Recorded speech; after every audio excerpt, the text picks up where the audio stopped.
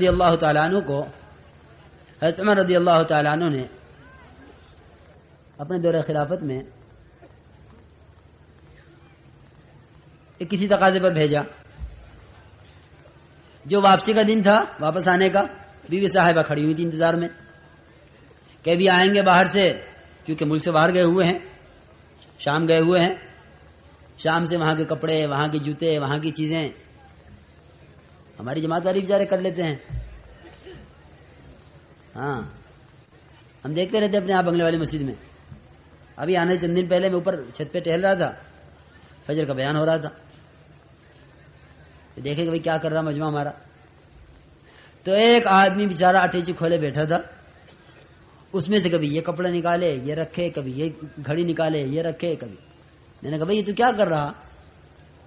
کہنے لگا جی کچھ نہیں، گھر جا رہا تھا، کچھ سامان لے لیا ابھی بچوں کے لیے. بچے کہیں گے اتنے دن میں جماعت میں سے آیا ہے، کچھ لے کر نہیں آیا ہمارے واسطے. کہ بچوں کے لیے سامان دیکھ رہا، بچوں کے لیے کچھ سامان لیا ہے، بیوی کے لیے کپڑا لیا ہے. اس نے صاف صاف بتا دیا، بھیا بڑے بھیا کے لیے گھڑی لی ہے، چھوٹے بھیا کے لیے. روتے پھرتے ہیں کہ جی 500 روپے تو میں نے جماعت میں لگانے تھے، 2000 روپے لے کر آیا تھا، 1500 روپے چوری ہو گئے. کیوں ہو گئے؟ کیونکہ 1500 روپے چوری اس لیے ہو گئے کہ اس کام کے لیے جو ہے لایا ہی نہیں تھا، جس کام کے لیے نکلا ہے تو. جس کام کے لیے جو ہے لایا تھا اس کام میں چلے گئے.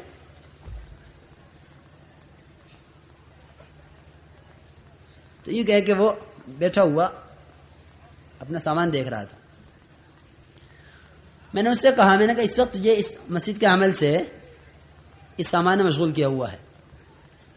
کہ اچھا جی میں بند کر دیتا ہوں. میں نے کہا دیکھ تو بند تو کر دے گا، لیکن تو بیان میں بیٹھا بیٹھا ہی سوچتا رہے گا کہ یہاں مرکز سے روزانہ ٹیچی اٹھتی ہے کسی نہ کسی کی، روزانہ چوری ہوتی ہے، میرے سامان کا پتہ نہیں کیا ہو رہا ہوگا. اس کو لے کے مسجد میں بیان میں بیٹھوں تو دائیں بائیں والے تو پھر دیکھ کے اور چور پیدا ہوں گے کہ بھئی یہ جو بغل میں دبا کے بیٹھ رہا ہے اٹیچی کو، کوئی بات ضرور ہے، سامان ضرور ہے اس کے پاس. تو اس سے تو اور چور پیدا ہوں گے. اب میں کیا کروں؟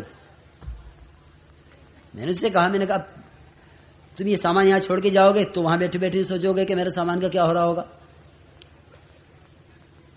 تو بہرحال عام طور سے جماعتیں ہماری چلتے چلتے کہیں نہ کہیں سے امیر صاحب سے آنکھ بچا کے کام کر لیتی ہیں کہ چلو یہ کر لو. امیر صاحب سے پوچھ لیا، امیر صاحب پیشاب کر آؤ.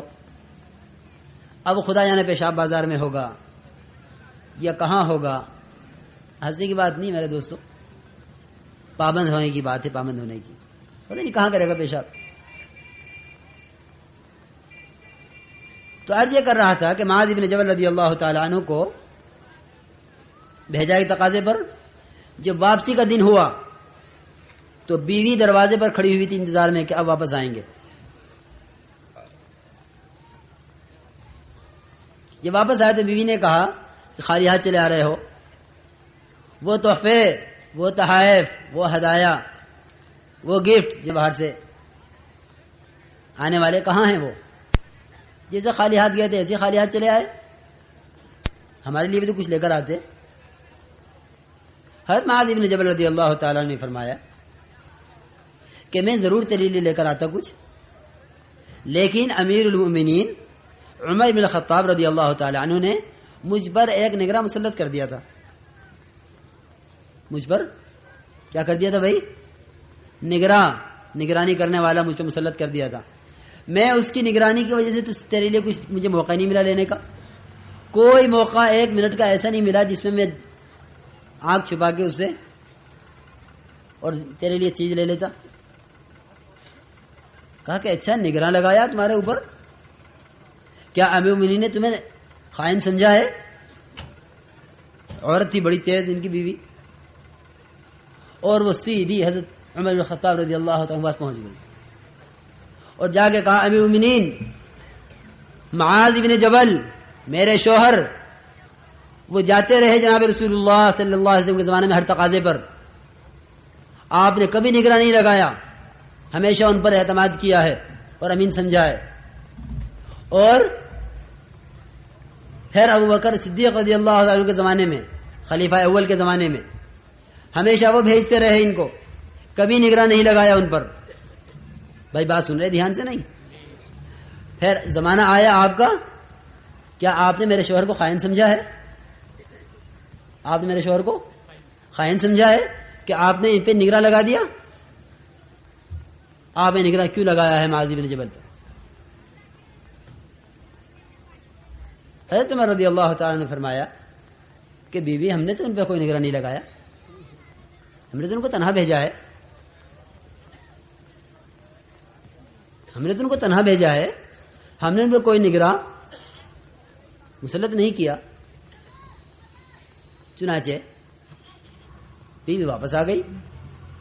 جب معاذ بن جبل رضی اللہ تعالیٰ عنہ پہنچے حضرت امیر المومنین کی خدمت میں تو یہ فرمایا حضرت عمر رضی اللہ تعالیٰ نے ملتے ہی کہ معاذ یہ کیا قصہ ہے؟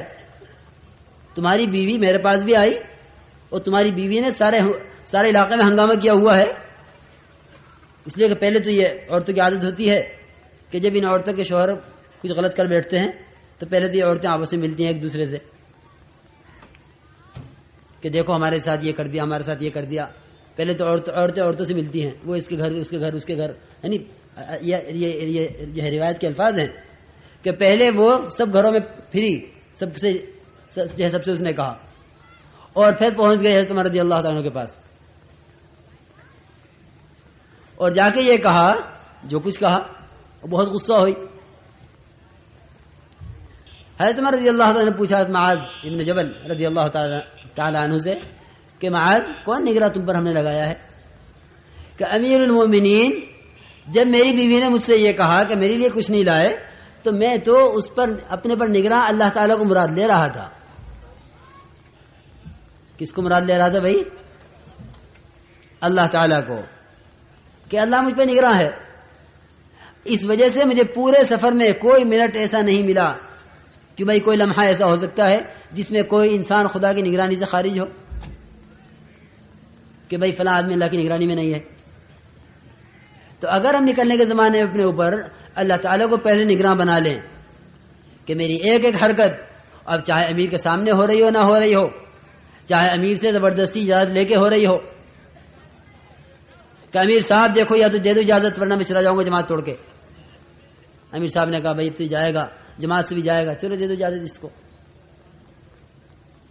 ہم نکلے ہیں خدا کی دین کے لیے، ہم نکلے ہیں خدا کی راہ میں، ہم نکلے ہیں جناب رسول اللہ صلی اللہ علیہ وسلم اور آپ کے صحابہ کی سنت کو زندہ کرنے کے لیے. آپ کے طریقے پر ہمارا گشت جناب رسول اللہ صلی اللہ علیہ وسلم کے گشت کی طرح ہے، ہماری تعلیم آپ کی تعلیم کی طرح ہے، ہماری خدمت آپ کی خدمت کی طرح ہے، ہمارا ایک ایک عمل وہ جناب رسول اللہ صلی اللہ علیہ وسلم کے طریقے پر ہوگا.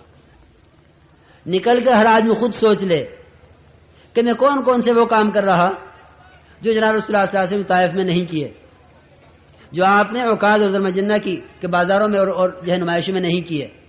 میں کیا کر رہا ہوں؟ یہ نکل کر خود اندازہ کرے ہر ایک. امیر سے جو اجازت لے سکتا ہے اور امیر بیچارہ مجبور ہو کر اجازت دے سکتا ہے، لیکن یہ تو ہر آدمی کو خود سوچنے کی بات ہے کہ میں اللہ کے راستے میں نکلا ہوا ہوں، آیا یہ کام میرے کرنے کا ہے یا نہیں ہے. پھر جتنا اپنے آپ کو پابند کریں گے اتنا کرنے کے کاموں میں دل لگے گا، اتنا کرنے کے کاموں میں ہمارا دل لگے گا کہ کیا کام کرنے کا ہے کیا کام کرنے کا نہیں ہے،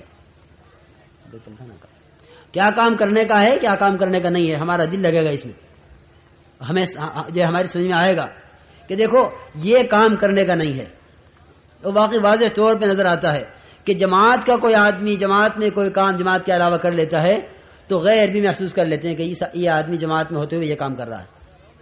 ارے تم نے جماعت میں ایسا کر لیا، کیونکہ صاف پتہ چل رہا ہے کہ یہ آدمی اس وقت جناب رسول اللہ صلی اللہ علیہ وسلم کے طریقے پر اور آپ کے مزاج پر اور آپ کے طریقہ دعوت پر دعوت دینے کے لیے نکلا ہوا ہے. صاف پتہ چل رہا ہے. تو یہ کہ اس میں لا یعنی باتوں سے، لا یعنی کاموں سے، لا یعنی کسے کہتے ہیں؟ کہ لا یعنی اسے کہتے ہیں، لا یعنی اس کو کہتے ہیں جو اس وقت کے کرنے کا کام نہیں ہے، وہی لا یعنی ہے، وہی لا یعنی ہے جو کرنے کا نہیں ہے۔ جس کام کو کرنے کے لیے نکلے ہیں وہ کرنے کا ہے، جس کو کرنے کے لیے نہیں نکلے ہیں وہ کرنے کا نہیں ہے۔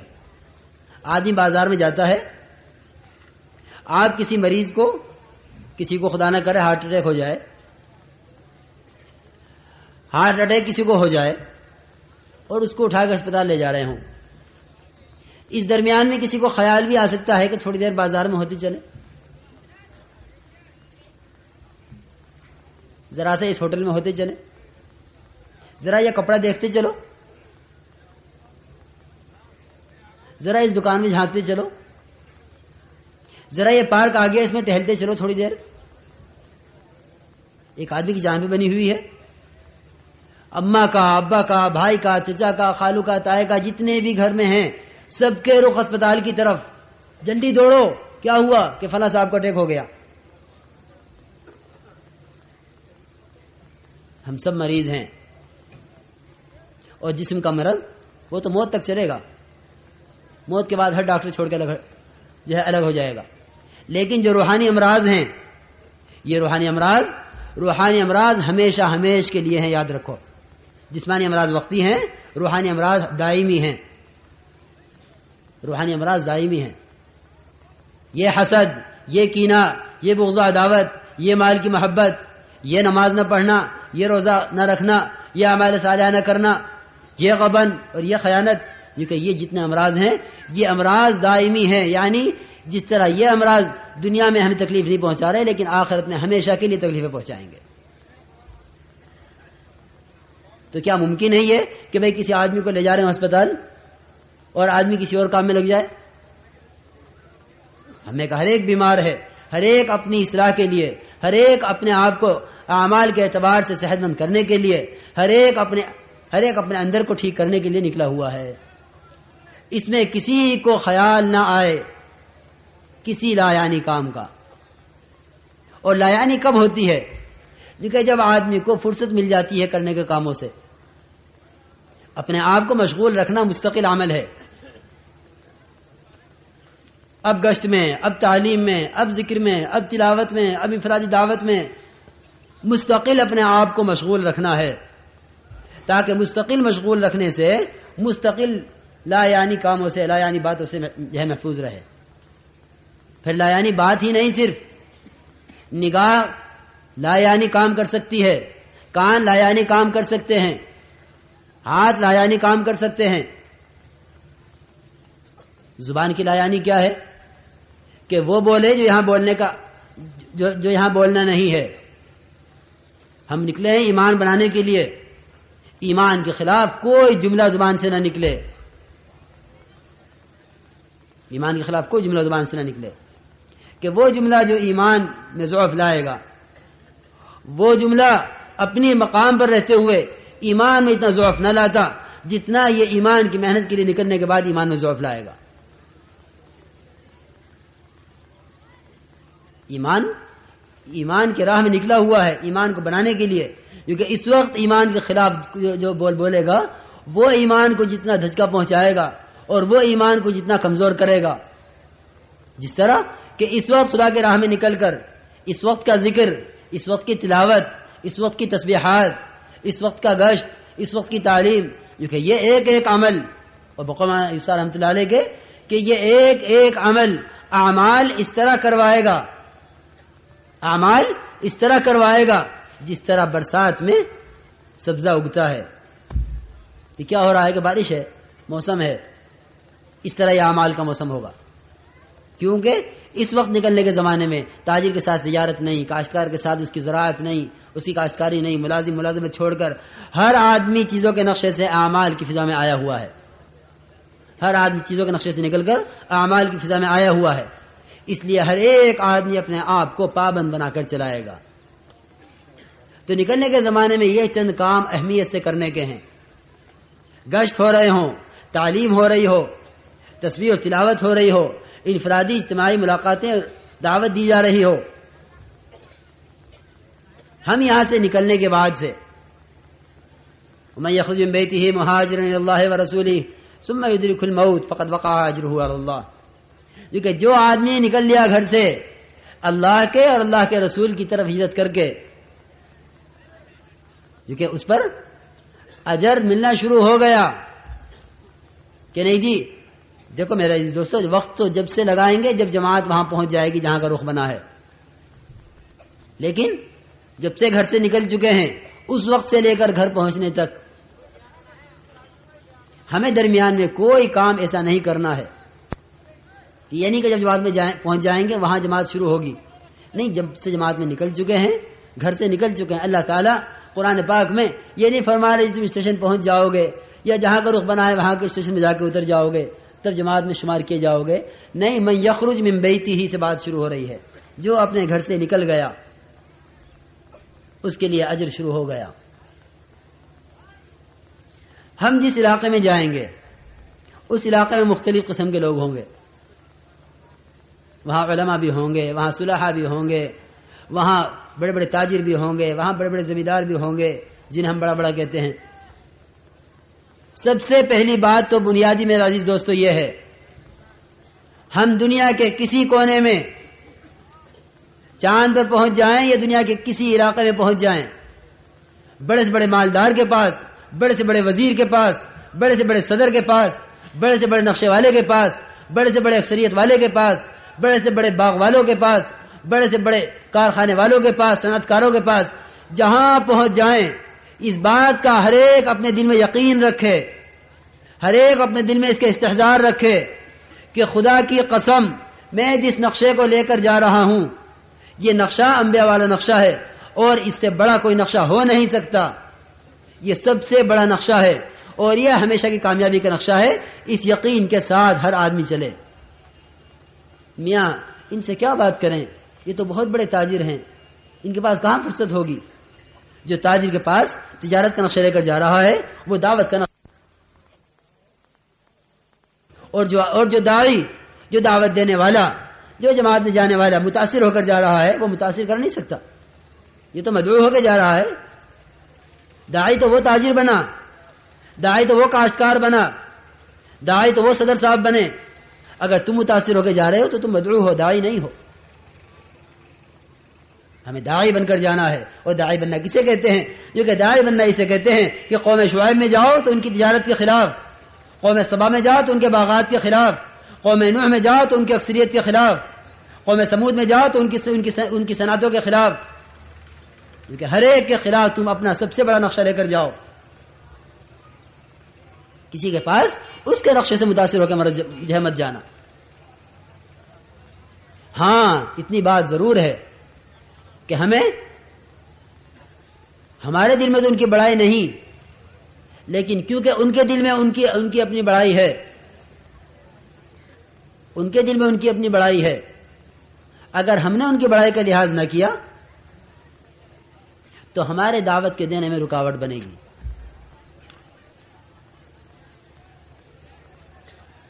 وہ ان کے دل میں جو ان کی اپنی بڑائی ہے، ہم دعوت دینے میں ذرا نیچے نہیں اتریں گے کہ نہیں جی ان سے تو صرف 3 دن کی بات کرو، اس سے زیادہ بات نہ کرنا ان سے۔ یاد رکھو گشتوں میں 3 چلے کی کھل کر دعوت دینی ہے۔ اگر اللہ اور اللہ کے رسول کا تعصب ڈال رہے ہو، اگر اپنی ذات کا تعصب ڈالنے گئے ہو تو اپنی ذات کے اس پہ تعصب ڈالو گے، اس کو سوچو کہ بھائی ان کو تو 3 دن کے لیے کہہ دینا ہی کافی ہے، اور یوں سوچو گے کہ جو آدمی بالکل فارغ ہوگا گھر سے، جس کے آگے پیچھے کوئی نہ ہو، جس کا کوئی کمائی دھندا کچھ نہ ہو، اس کو جا کے دعوت دے سکیں گے 3 چلے کی، لیکن اتنے مشغول آدمی سے ہم 3 چلے کیسے کہہ سکتے ہیں؟ اور یہ بھی خیال نہ کرنا کہ میرے تو 3 چلے لگے نہیں، میں کسی سے کیسے کہہ سکتا ہوں۔ عام طور پہ سننے میں ملے گی بات، عام طور سے لِمَ تَقُولُونَ مَا لَا تَفْعَلُونَ لِمَ تَقُولُونَ مَا لَا تَفْعَلُونَ لِمَ تَقُولُونَ مَا لَا تَفْعَلُونَ، کہ جس کام کو تم کرتے نہیں اسے کہتے کیوں ہو؟ یہی آیت کا مطلب ہے، یہی آیت کا مطلب ہے بھائی کہ جس کام کو کرتے نہیں اسے کہو بھی مت، یہ مطلب نہیں ہے۔ لِمَ تَقُولُونَ مَا لَا تَفْعَلُونَ، اس وقت اس بات کو کہتے کیوں تھے جس کو اب کرتے نہیں ہو؟ ہم یوں جہاد کریں گے، ہم یوں خدا کی راہ میں جو قربان ہوں گے، ہم یوں جانیں لٹائیں گے. اب جب وقت آیا جہاد کا، اب جو خدا کی طرف سے جہاد فرض ہوا اور اللہ کی راہ میں نکلنا طے کیا گیا، حکم آیا، تو اب نکلتے نہیں ہو. لما تقولون ما لا تفعلون، اس بات کو کرنے کو کہتے کیوں تھے اس وقت جس کو اب کر نہیں رہے ہو.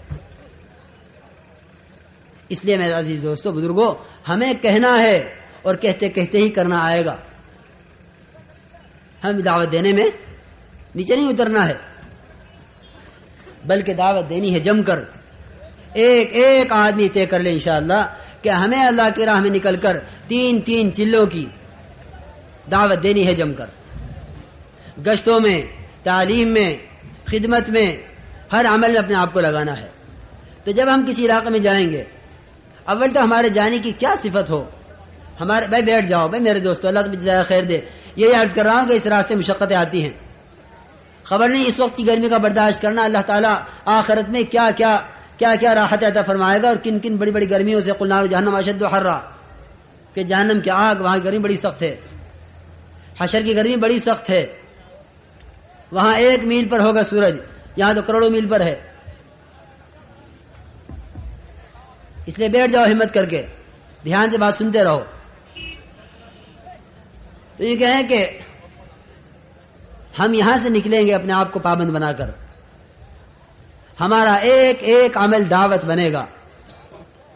اگر جماعت ہنستی ہوئی بھی جا رہی ہے تو یہ کہ ہمارا ہنسنا بھی دعوت بنے گا، اور اگر جماعت ذکر کرتی ہوئی جا رہی ہے تو ہمارا ذکر دعوت بنے گا. اب یہ خود سوچ لو کہ ہم ذکر کو دعوت بنانے کے لیے نکلے ہیں، ذکر کی طرف امت کو لانے کے لیے نکلے ہیں، یا ہم امت کو کہ جس طرح ہنس رہے ہو ہنستے رہو اس لیے نکلے ہیں. نکلتے ہی ایک ایک عمل ہمارا دعوت بننا شروع ہو جائے گا. ہم اسٹیشن پہ ہیں، ہم ٹرین میں ہیں، ہم بس میں ہیں، ہم اڈے پر ہیں، ہم کسی مسجد کے باہر ہیں، ہم کسی بازار میں ہیں، ہمارا ہر جگہ کا ہر عمل دعوت بنے گا. بقمان صاحب رحمۃ اللہ علیہ کے اگر یہ جماعت والے کچھ بھی نہ کریں، یہ خاموشی سے جائیں اور واپس آ جائیں جماعت میں سے، ان کا یہ عمل بھی دعوت بنے گا. ان کا یہ عمل بھی دعوت بنے گا. کیونکہ جب ہم اللہ کی راہ میں نکل کر دعوت دیں گے تو ایک تو ہم اپنی دعوت دینے میں کسی سے متاثر نہیں ہوں گے، اور ایک اللہ کے راستے میں نکل کر ہمیں کسی کا مدعو نہیں ہونا ہے، بلکہ ہمیں داعی بننا ہے اور ہر ایک کو داعی بنانا ہے. مدعو بننا کسے کہتے ہیں؟ کہ علاقے میں داخل ہوتے ہی اگر اپنا کھانے کا انتظام کر لیا تو داعی بن گئے، اور اگر اپنا کھانے کا انتظام نہیں کیا تو کیا بنے بھائی؟ جو کہ مدعو بن گئے. کوئی بھی آئے گا کہ میاں جماعت آئی ہے، بظاہر کھانے پینے کا انتظام ان کے پاس نہیں ہے، تو چلو ان کے کھانے کا انتظام کرو. اور جس نے تم پر پہلے حملہ کر دیا وہی کامیاب ہو گیا، اور جس پر تم پہلے چھا گئے تم کامیاب ہو گئے. سب سے پہلے جاتی ہماری دعوت ہوگی کہ بتاؤ 3 چلے کے لیے کون تیار ہے، بتاؤ ہمارا ساتھ دینے کے لیے کون تیار ہے. جناب رسول اللہ صلی اللہ علیہ وسلم کے گشت میں سب سے پہلی بات کہ میری مدد کون کرے گا، یہ نہیں مجھے کون کھلائے گا، مجھے کون پلائے گا، ہماری دعوت کون کرے گا. میں یؤمنی، ہمیں ٹھکانہ کون دے گا، یعنی ہمیں آج ہم یوں کہیں کہ ہمیں ملاقاتیں کون کروائے گا، ہمیں مسجد میں رہ کر ہمارے ساتھ ان تقاضوں کو کون پورا کروائے گا. تو یہ کہ جاتے ہی ہمیں اپنا کھانا پکا لینا ہے، اپنا کھانا ہمیں خود پکا لینا ہے جاتے ہی، تاکہ علاقے والے یوں نہ سمجھے کہ ان کے پاس کھانے کو نہیں ہے. تو جو اپنا کھانا پکا کر لے آئیں گے ان کی تشکیل ہم نہیں کر سکیں گے. جب ان کی تشکیل کا وقت آئے گا وہ یوں کہیں گے کہ دیکھو ہماری بلی ہمیں ہی میاؤں، کیوں بھائی ہوگا نہیں، ہم نے تو انہیں کھانا کھلایا اور یہ ہماری تشکیل کر رہے. ہم داخل ہوتے ہی اپنا کھانا نہ بنایا، بھائی یہ کیا ہو رہا ہے، میرے دوستو بیٹھ جاؤ اللہ جزائے خیر دے، بھائی ان کو بٹھائیے ذرا خوشامد کر کے، بھائی جو جہاں کھڑا ہے وہیں بٹھا دو. تو یہ کہے کہ ہم جاتے ہی اپنا کھانا بنا لیں گے، خدمت کے ساتھ ہی جاتے ہی متعین کر لیں گے کہ بھائی یہ خدمت والے ہیں، جاتے ہی متعین کر لیں گے. اور جب کوئی آئے گا محلے والا کہ بھائی کھانا کہ ہمارا کھانا تیار ہے، پک رہا ہے، ہم تو تمہارے یہاں اس مقصد کے لیے آئے ہیں، تو ایک تو جاتے ہی اپنے آپ کو فارغ کر لینا ہے ان کے کھانوں سے، ان کے سامان سے. اور ایک میرے دوستو اسی میں سے یہ بھی ہے کہ کسی سے کسی چیز کا سوال نہ ہو. جو کہ جب کسی چیز کا سوال کیا جاتا ہے تو سوال کرنے سے دل پھٹتے ہیں. ایک تو کسی کے کام آنا، اپنی چیز کسی کو دے دینا استعمال کے لیے، ایک ہے کسی سے سوال کرنا، آپس میں سوال ایک دوسرے سے یہ بھی نہ ہو، اور علاقے میں جا کے علاقے والوں سے سوال کہ جی ہم وہاں سے چلے ہیں، برتن نہیں لا سکے ہیں، ذرا برتن کا انتظام کر دو. ہم وہاں سے چلے تھے، یہ چیز نہیں لا سکے، اس کا انتظام کر دو. ہمارے ایک ساتھی کے پاس اب سردی آ رہی ہے کہ بھائی رضائی نہیں ہے، ذرا ایک رضائی کا انتظام کر دو. جناب رسول اللہ صلی اللہ علیہ وسلم نے صحابہ سے بیعت لی ہے اس پر کہ کسی سے سوال نہیں کرو گے، کیونکہ ہم میں سے ہر ایک کا یہ حال ہو گیا تھا. صحابہ فرماتے ہیں کہ ہم میں سے ہر ایک کا یہ حال ہو گیا تھا کہ اگر اس کا کوڑا بھی گر جاتا تھا اس کی سواری سے تو وہ سواری کو بٹھاتا تھا، اترتا تھا، کوڑا اٹھا کے خود کوڑا اٹھا کر لے جاتا تھا اپنا. حضرت ثوبان رضی اللہ تعالیٰ عنہ یہ عہد کر لیا کہ بھئی کسی سے سوال نہیں کروں گا، یہ عہد کر لیا تھا، یہ عہد کر لیا تھا کسی سے کبھی سوال نہیں کروں گا. کیونکہ اس عہد پر کوڑا ان کا گرتا تھا اور چلتے چلتے سواری کے اوپر بیٹھے ہوئے ہوتے تھے، کوڑا گرا تو نیچے کسی کے مونڈے پر گرا، کوڑا کسی کے مونڈے پر گرا، کہا کہ رہنے دو، میں نہیں کہتا کہ اٹھا کر دو. خود سواری سے اترتے تھے اور آ کر اس کے مونڈے سے کوڑا اٹھاتے تھے. روایت میں اسی طرح ہے کہ ہمیں سوال کرنے کو منع کیا ہے، کیونکہ وہ تھے جنہوں نے طے کیا تھا کسی سے سوال نہیں کرنا. ساری دنیا میں دعوت ان سے پہنچی ہے. قیصر اور کسریٰ جیسے مالدار اس پر زیر ہوئے ہیں کہ تم کسی سے سوال نہ کرو. کسی سے سوال نہ کرنے کا کیا مطلب ہے کہ جو کسی سے سوال نہیں کرتا اللہ اس کا کفیل ہوتا ہے. جو آدمی سوال کا دروازہ کھول لیتا ہے اس پر فقر کا دروازہ کھل جاتا ہے، اور جو آدمی غنا اختیار کر لیتا ہے اس پر اللہ تعالیٰ کی طرف سے مال کا دروازہ کھل جاتا ہے. وَمَن يَسْتَغْنِ يُغْنِهِ اللَّهُ. تم لوگوں کے پاس جو کچھ ہے اس سے جو ہے لاپرواہ ہو جاؤ تو اللہ تعالیٰ کے پاس جو کچھ ہے اللہ تعالیٰ اس کے دہانے تم پہ کھول دے گا. تو کسی سے کسی چیز کا سوال نہیں کرنا. میں آپ کی چیز استعمال کر لوں، میں آپ کا یہ لے لوں، میں ذرا یہ لے جاؤں، کیونکہ اس سے آپس میں دل پھٹیں گے. ہر ایک کی اپنی ضرورت کی چیز اپنے ساتھ ہونی چاہیے. اجتماعی چیز برتن ہیں، اجتماعی چیز بے شک برتن ہیں، لیکن بعض چیزیں ضرورت کی ہوتی ہیں، ہر ایک کی اس کی اپنے اپنے ساتھ ہو. سامان اتنا ہو جتنا اٹھا کر چل سکو. دیکھو یاد رکھو یہ اصول ہے یہ کہ داعی کا سامان اتنا ہونا چاہیے جس کو اٹھا کر چل سکے. ہجرت میں جناب رسول اللہ صلی اللہ علیہ وسلم کا سامان کتنا تھا، کھانا کتنا تھا. ہمارے ساتھ یہ بڑے بڑے وادی سے بڑا اسٹوپ، یہ پکانا ہے، یہ پکانا ہے، یہ پکانا ہے، گھر پہ یہ کھاتے تھے، یہ کھاتے تھے. کھانا اتنا تھا جتنا بلال کی بغل چھپا لے، بلال کی بغل اتنا چھپا لے، اتنا کھانا.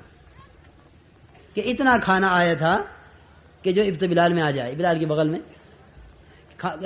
میں کتنا آ سکتا ہے، کیونکہ بغل میں نہ آگے سے دکھائی دے نہ پیچھے سے دکھلائی دے کہ یہ آج بغل میں چیز چھپا کے کہاں لے جا رہا ہے، تو بغل میں کتنا آ سکتا ہے. کیونکہ 2-4 روٹی اور لپیٹ کے بغل میں چھپا لی جائے تو ممکن ہے کہ نظر نہ آئے.